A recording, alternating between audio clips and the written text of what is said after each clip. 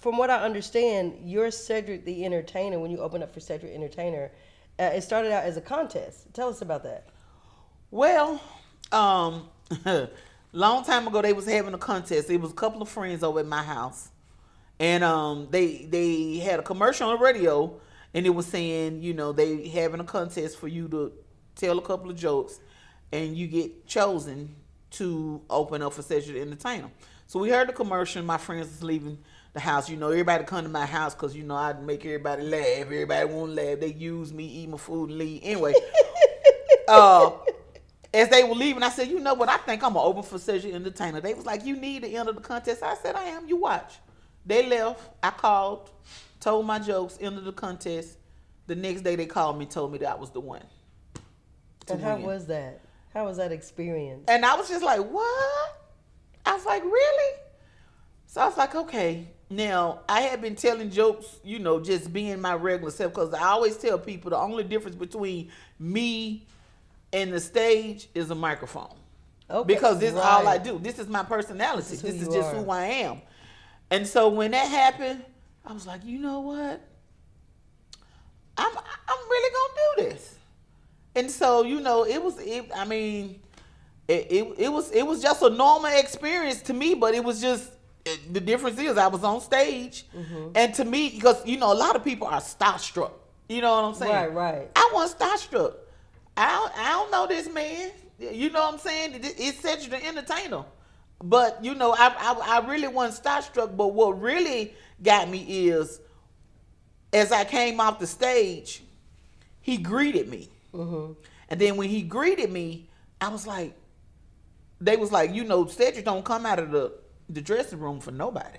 Okay. He gets dressed.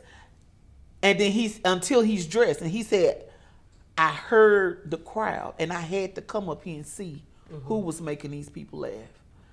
And I didn't realize the volume of that until years later. Yeah. When I heard that they said Cedric never leaves the room until then. But when he approached me and said that to me and he told me, keep going, I hear that voice every time I get ready to go on the stage. I hear him telling me to keep going, to keep doing my thing. Don't stop.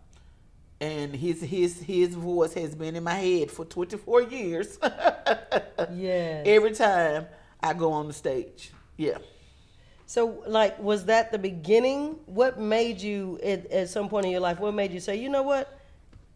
I'm going to be a comedian. What had happened was, people started paying me. Okay. Getting them bags. They started giving me a little change. You know what I'm saying? And EPB was sending the bills still in my mailbox, and the bills was coming in, and they say, I said, so people gonna pay me to be me on the stage? Run it. Let's run it. And so that's what happened, And I started doing that because, to be honest, I never wanted to be a comedian. Really? No. But you're so good at it. I didn't choose comedy. Comedy chose me. That's great. Yeah. I didn't choose comedy, so that's how I know I'm on assignment by God. Because this is not what I wanted. They said if you want to make God laugh, tell him your plans. Oh, he up there belly rolling. Do you hear me? He belly rolling for me. Because let me tell you what I wanted to be. I wanted to be a nurse in the Navy. Really? That was my dream. I just wanted to wear that white uniform. I wanted to feel pure.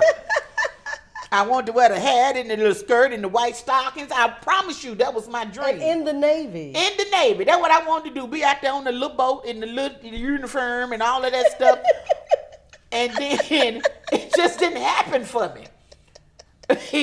But they tell me, because, I love to help people. Right. I love to help people. So they say, you still a nurse. The stage is your hospital. And laughter is medicine. Yes. So I'm still helping people. I'm just doing it in a different way.